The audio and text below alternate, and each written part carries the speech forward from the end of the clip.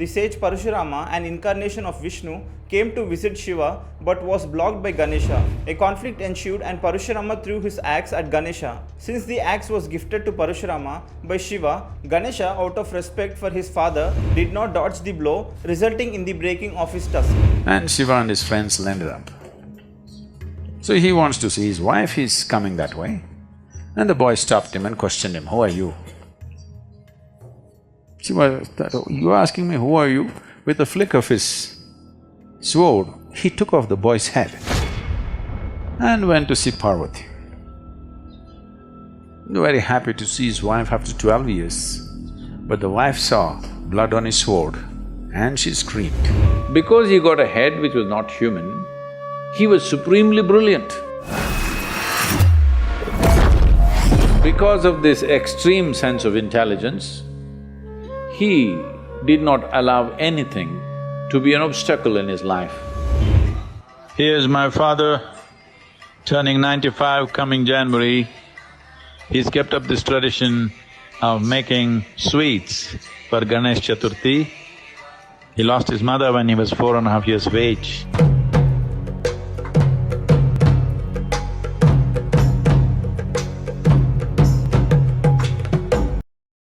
There is a festival in the months of August and September in India. It's called Ganesh Chaturthi. It is a god with an elephant face. It was not supposed to be an elephant, it was supposed to be a Ghana. Somewhere one artist made a mistake and it became an elephant. It's called GANA-pathi, that means the chief of Ghanas. So, they will make an image of Ganesh with clay, unburnt, and then they will paint him up nicely. Some people do without paint, some people do with paint. And then they will worship him and huge festival, music festivals happening around him, big events. Some people build huge ones, 108 feet tall, big ones. But after that period is over, usually 1 week, 15 days, in different places, different times, then they will go and drown it in the lake or in the ocean, so that God dissolves. Create a god, create a frenzy around him, make him your entire life. For those 15 days or 1 month, there's nothing else but Ganesh. We eat what he eats, we only like what he likes, everything is about him, but then one day we'll dissolve him. Once he's dissolved, he's done. It's the only culture which is still conscious that God is our making. So Manasarovar is significant because it is culturally significant, because whenever Shiva is a bit of a vagabond householder, he goes away. So his wife, Parvati, instead of staying in Kailash, she comes down here because that's all iced up. She comes down here, at least there's cold water. So she lives here largely. So more time was spent here than there. So many things happened here. One of the things that happened was Gana-pathi was born here. So he's not elephant-headed, he's Gana-pathi. Gana means the Ganas who were Shiva's companions. Generally, they are described as distorted and demented human beings, or beings, not human beings. They did not have human form, they had strange forms. And they had limbs which did not have bones, boneless limbs they had. And they spoke in a language which nobody could decipher. They spoke like cacophony. And they seemed to be always inebriated, or at least they behaved like that. So they were called Ganas, and they were the permanent companions of Shiva all the time with him. Others came and went, but they were always there. So, when one of these outings that Shiva went, He went away 12 years. There are many cultural and scientific reasons we gave for as to why he went away for 12 years, because largely whenever he went away for 12 years. So once he went away, and after 11, 12 years, he came back. Parvati sitting here on the banks of this lake. I want you to imagine, you're the just only woman sitting on the banks of Manasarovar lake, nothing here. She wants to have a baby.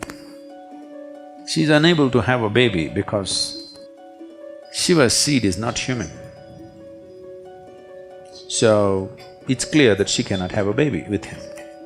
But when she's alone, when she's with him, she's fine. When he's gone for long periods, her maternal instincts took over, she wants to have a baby.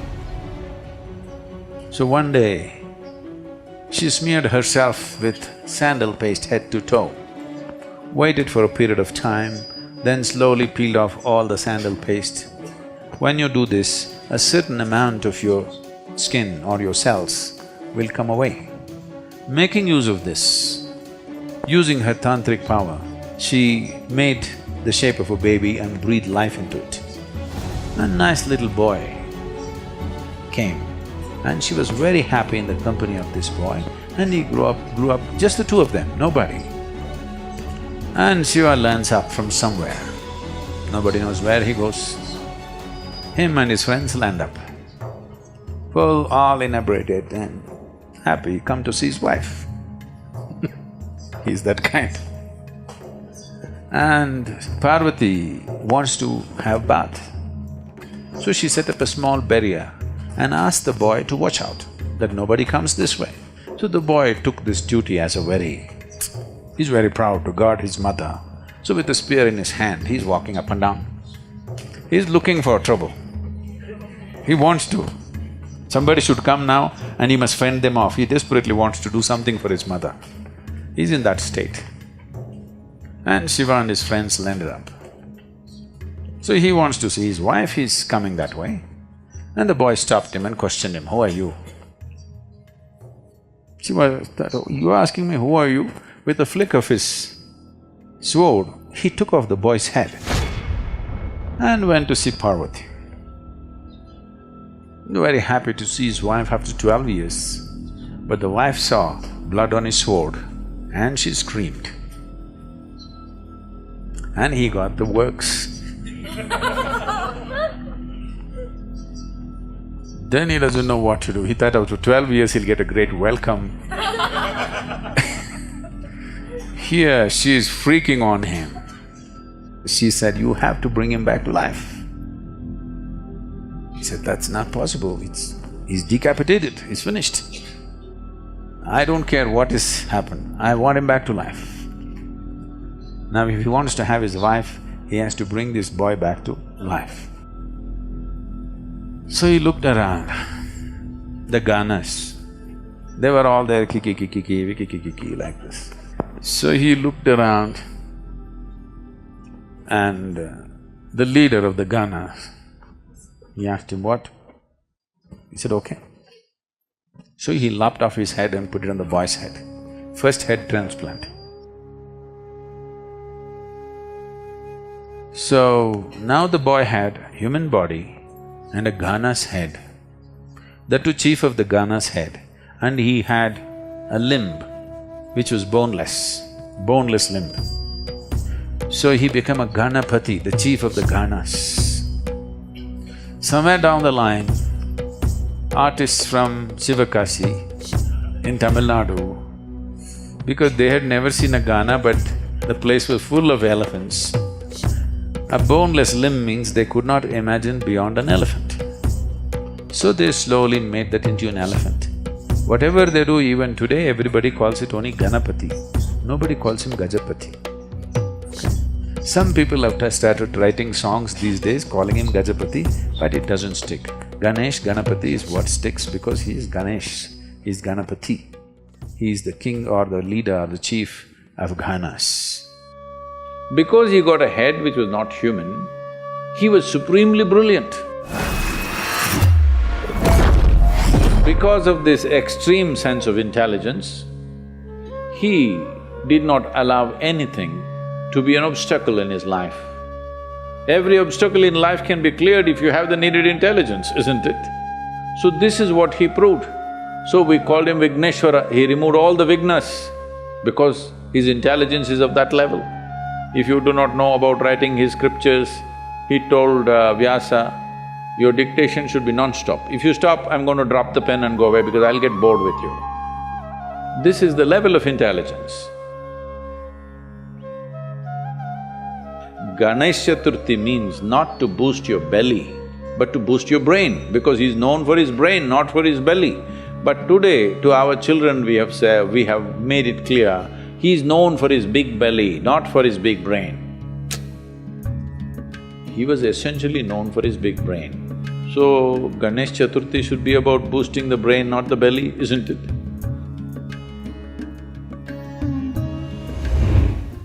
He is the symbol of intellectual activity because he wrote great scriptures and the sage who dictated the scriptures to him, the challenge for him from Ganesh was, he should not pause in the dictation. He must continuously speak and he will continuously write. He said, if you pause, I won't write further.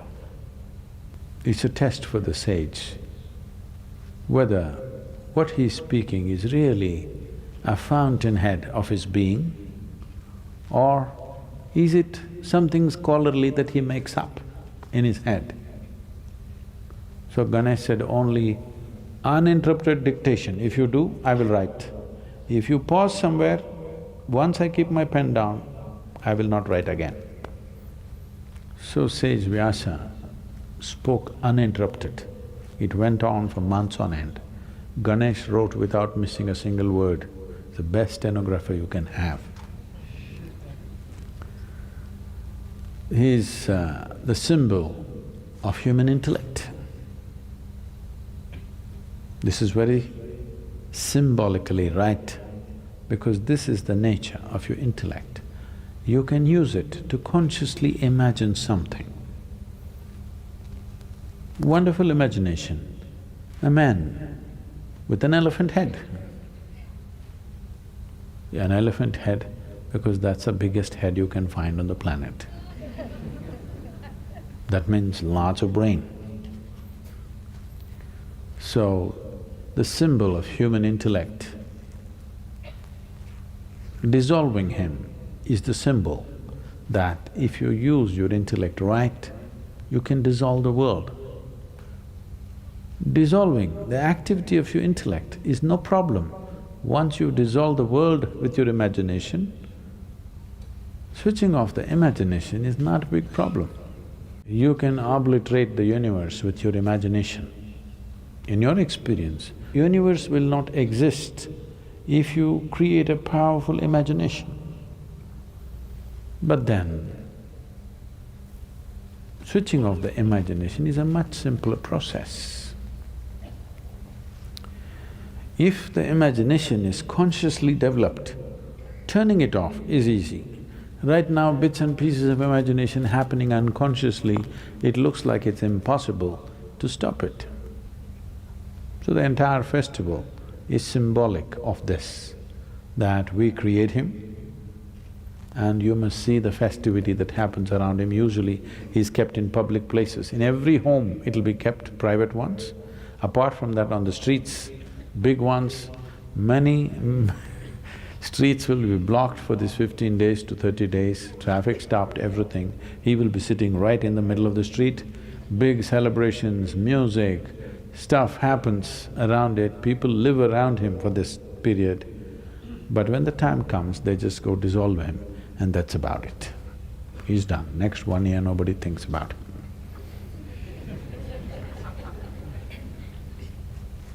If you could do this full-fledged with your imagination and your intellect, oh, this mind or this activity that we call as mind, I want you to get this clearly. Your mind is not an absolute thing. It is only a certain type of activity. No activity, no mind. Yes or no? Suppose you have no thought at all right now. Do you have a mind? Oh, I have a mind, I don't have a mind. Yes, you have, because that's a thought. If there is no thought, there is no such thing as mind, because it's a certain activity. Consciousness is capable of being here without the assistance of activity. Activity does not make consciousness. Consciousness makes activity. I move the hand. The hand does not move me. It's me who moves the hand. Similarly, it's me who moves the mind. It's not the other way round, but it's become the other way round. The nature of your mind has become you, isn't it? All the freaky stuff that your mind does has become your quality, isn't it? Now, to reverse these roles is most important, because if you determine the nature of your mind, something wonderful could happen. If your mind determines the nature of who you are, it is an accident. Is it a terrible accident or not? That situations decide. Okay, here we are. It's Ganesh Chaturthi, but we're not missing out on anything. Here we are in Tennessee, but it's Ganesh Chaturthi, so we're making nice kadbu. Way back when we were kids, it was part of the family ritual that only on this day, all the male members of the family would get into the kitchen and do this kadbu. I'm not doing a great job on the design part of it, but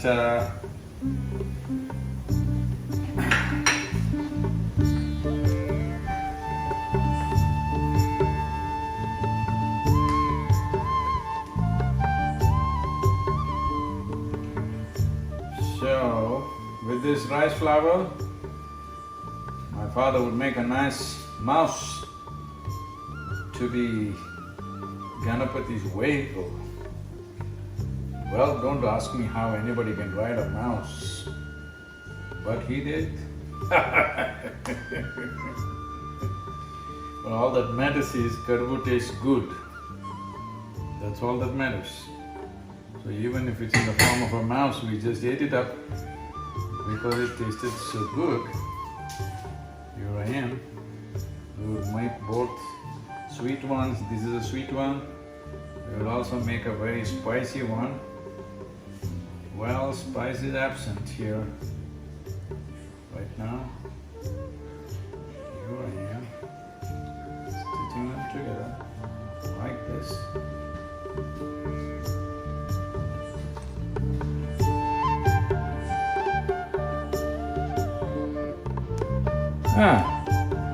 Not bad at all by design. They are loaded now with sweet and it needs to be steamed after this. So inside is, well, jaggery. Jaggery means it's a kind of a farm sugar, that is, it's not gone to the factory process, but it's out of sugarcane.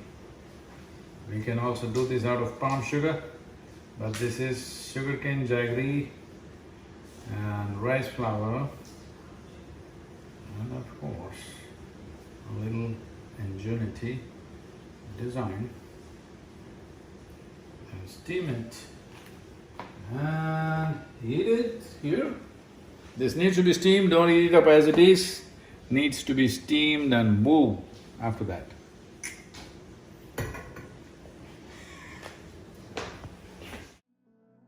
Ganesh Chaturthi means it's a Ganesha festival. What is the significance of Ganesha? He is supposed to remove all obstacles. this doesn't mean that he is going to come and remove all your obstacles. Ganesha has a big head, am I right? They removed his small head and put a big head on him. So, he's supposed to be super intelligent and also super balanced. If you maintain a sharp sense of intelligence, your intellect, you keep it sharp, work on that. And also stay very stable. If you're balanced and you have a sharp intelligence, all obstacles will go naturally in life. So that is what Ganesha represents. Today is dedicated to him. Well, he likes food, he has a big stomach. I don't have anything to match that, huh? I can't match him in the stomach business. But if you have a sharp intelligence and a balanced intelligence, then there are no obstacles in your life. Every obstacle is a possibility. Right now, virus times, pandemic, well, it has disrupted our life, but it need not destroy our lives.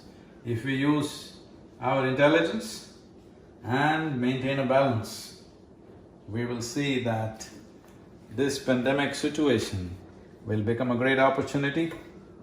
There are many problems, but today is Ganesha festival. Let's see this nice sweet, it's called kadubu in Karnataka, kudumu in Telugu and in Andhra Pradesh, and modakam in Tamil. But once you eat it, you would not mind having a big stomach department. That's how it tastes. With the same rice flour, we also made a GANA-pathi. Here it is. How cute is he? Because it's raining outside, not able to go out and do anything, so eating.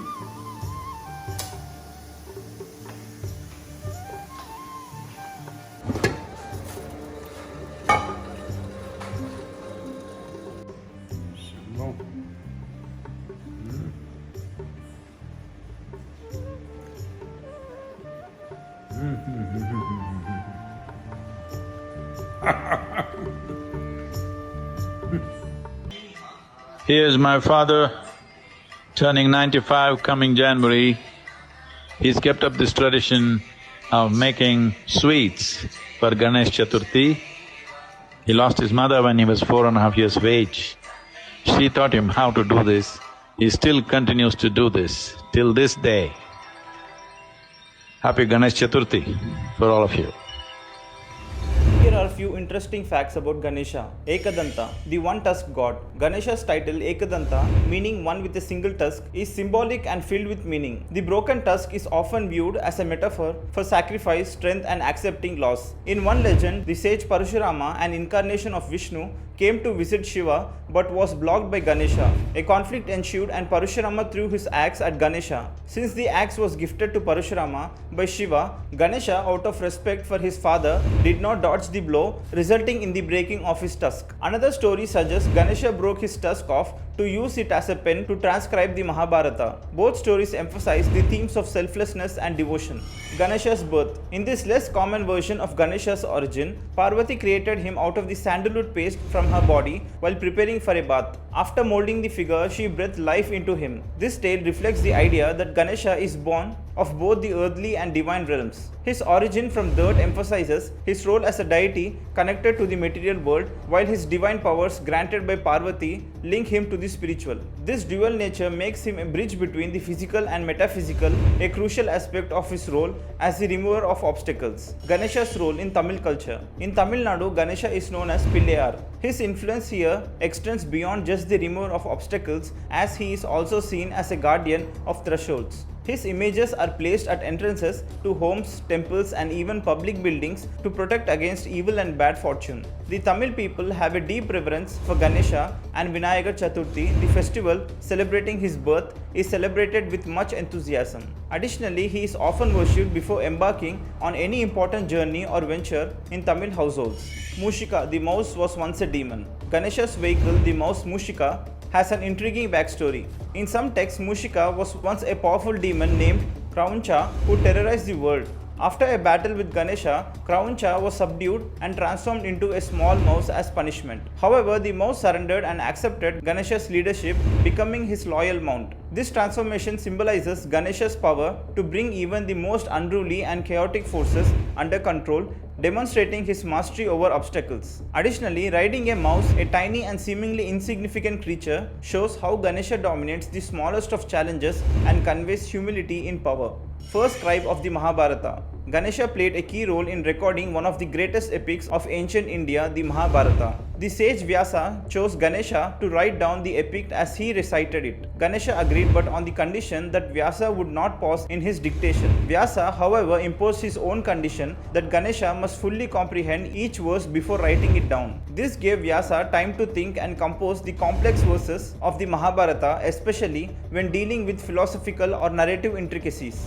Ganesha's role as a scribe highlights his intelligence, patience, and dedication to preserving knowledge for humanity. These lesser known facts and depth to the multifaceted symbolism of Ganesha, showing how he is not only a remover of obstacles but also a deity who embodies wisdom, humility, and divine protection in both the material and spiritual realms.